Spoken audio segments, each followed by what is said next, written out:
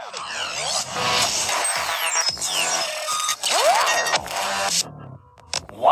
FM. दोहा में इस वक्त सुबह के ठीक 9 बजे हैं। अस्सलामु अलैकुम वरहमतुल्लाहि वबरकातुहू।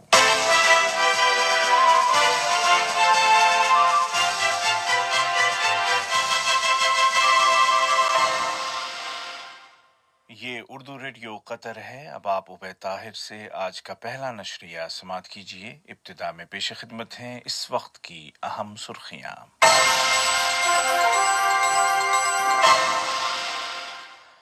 साहिब सुमू अमीर शेख तमीम बिन हमद आल थानी ने अमीर कुवैत शेख सुबाह अल अहमद अल जाबिर अल सुबाह को कामयाब सर्जरी पर मुबारकबाद का बरक़ी पैगाम इरसाल किया। वज़ीर सेहत डॉक्टर हनान अल कुवारी ने कहा है कि कोविड-19 का मुकाबला करने में गाड़ियों में ही टेस्ट के सैंपल्स लेने वाले हेल्थ सेंटर्स बहुत अहम किरदार अदा कर रहे हैं। और तुर्की ने कहा है कि वो लीबिया की आईनी वफाकी हुकूमत के दिफा के हक की हिमायत करता है, जबकि सूडान ने कहा है कि अन्नाहज़ा नामी पानी के बंद को भरने का उसे कोई खौफ नहीं है। और अब पेश खिदमत है आज का पहला मुफस्सल नशरिया।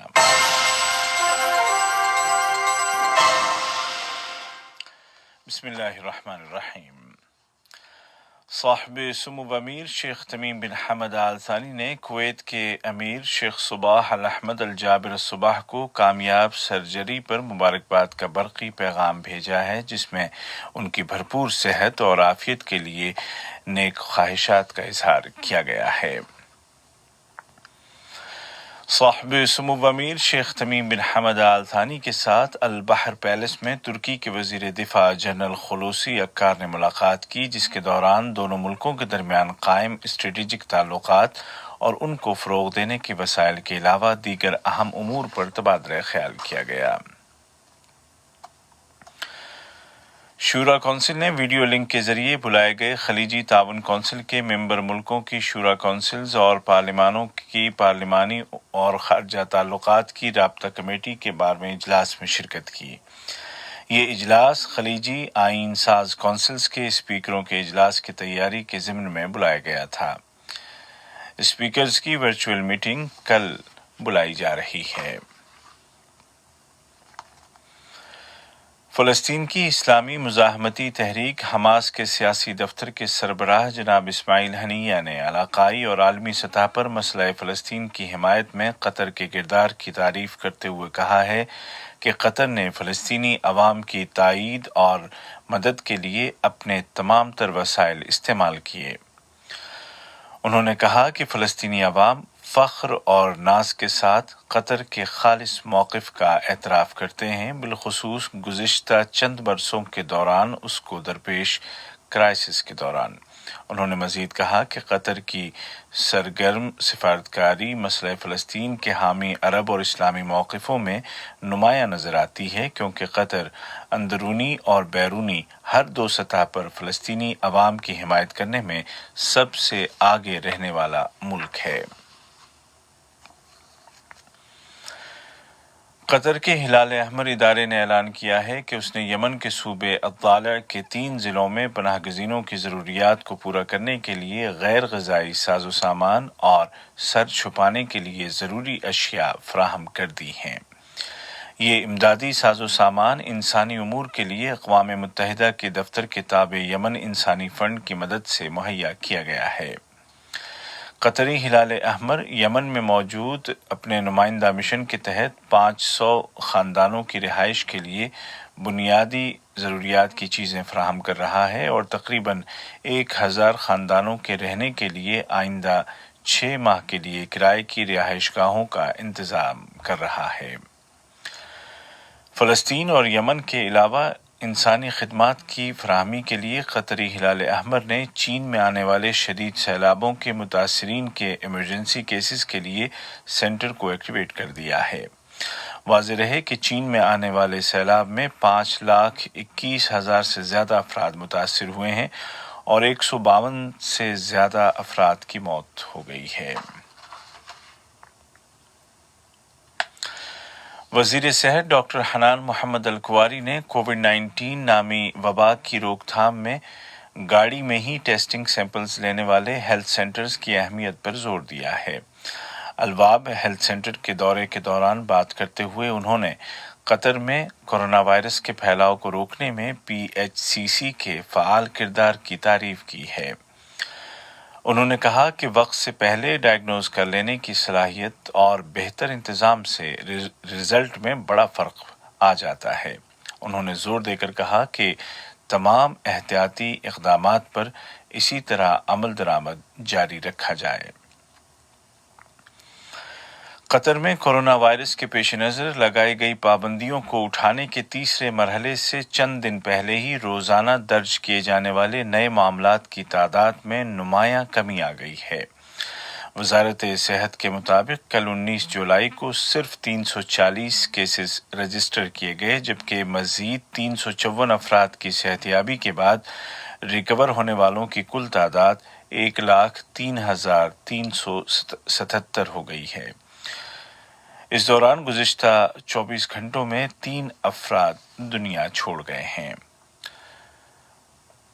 روزانہ کی بنیاد پر کورونا وائرس کے نئے کیسز کے اعتبار سے 340 کیس گزشتہ 3 ماہ کے دوران کی اب تک کی سب سے کم تعداد ہے۔ کووڈ-19 سے متاثر ہونے والا سب سے بڑا طبقہ نوجوانوں کا ہے۔ دنیا بھر میں بالخصوص ایسے ملکوں میں جہاں نوجوانوں کو مالی اور معاشی مشکلات کا سامنا ہے، قطر کا ادارہ صلتک کام کر رہا ہے اور فرصہ نامی پروگرام کے تحت نوجوانوں کی صلاحیتوں کو بروئے کار لا رہا ہے تاکہ ان کو سماجی اور معاشی طور پر اپنے پاؤں پر کھڑا کیا جا سکے اور معاشرے میں ان کے کردار کو مستحکم کیا جا سکے۔ یہ خبریں آپ اردو ریڈیو قطر سے سن رہے ہیں۔ عالمی سطح پر کورونا وائرس کا قہر جاری ہے اور اس مرض کا شکار ہونے والوں کی تعداد 1,45,00,000 تک جا پہنچی ہے۔ اقوام متحدہ اور دنیا کو خدشات ہیں کہ اس وائرس کا مستقبل قریب میں خاتمہ نہیں ہوگا۔ البتہ کئی ملکوں میں کووڈ-19 کا کامیاب علاج تلاش کرنے کے لیے تیزی کے ساتھ تجربات کیے جا رہے ہیں۔ چند دنوں قبل برطانیہ کے سائنسدانوں نے اعلان کیا تھا کہ اس وائرس کی کم از کم 6 مختلف اقسام ہیں جن کی علامات الگ الگ ہیں۔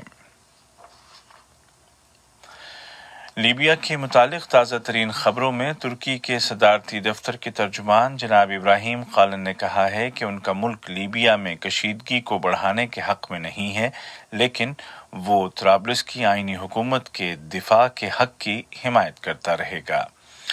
انہوں نے واضح کیا کہ ان کے ملک کا ارادہ لیبیا میں کسی اور ملک کا مقابلہ کرنے کا نہیں ہے اور نہ ہی اس کا ایسا کوئی پلان یا ایسی کوئی سوچ ہے۔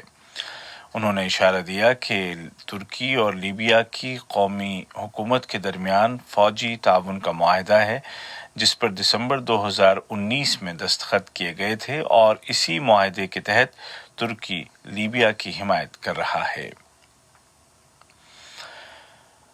دوسری جانب لیبیا کی وفاقی فورسز سرت اور الجفرا نامی علاقوں پر فوج کشی اور ان کو واپس لینے کے لیے کارروائی کی تیاریوں میں مصروف ہیں۔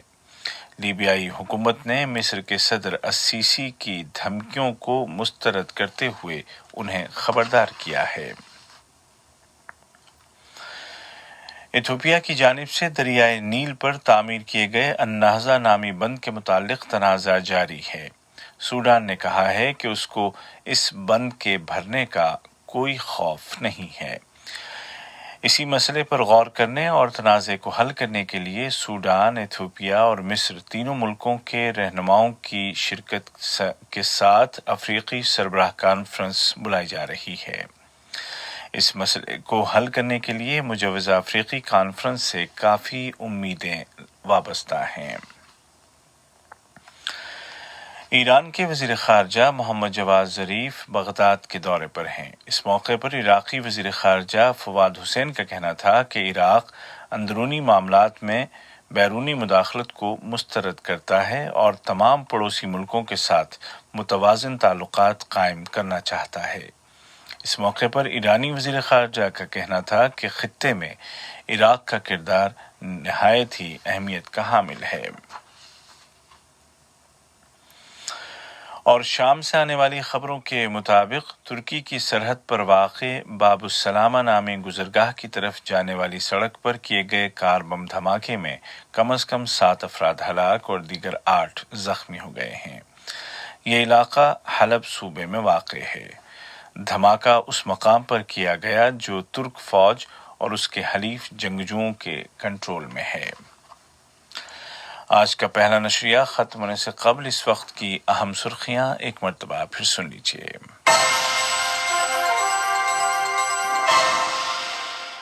صاحب سمو امیر شیخ تمیم بن حمد آل ثانی نے امیر کویت شیخ صباح الاحمد الجابر صباح کو کامیاب سرجری پر مبارکباد کا برقی پیغام ارسال کیا ہے۔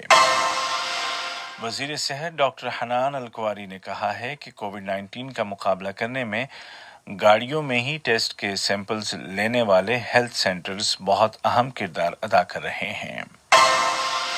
اور ترکی نے کہا ہے کہ وہ لیبیا کی آئینی وفاقی حکومت کے دفاع کے حق کی حمایت کرتا رہے گا، جبکہ سوڈان نے کہا ہے کہ النہضہ نامی پانی کے بند کو بھرنے کا اسے کوئی خوف نہیں ہے۔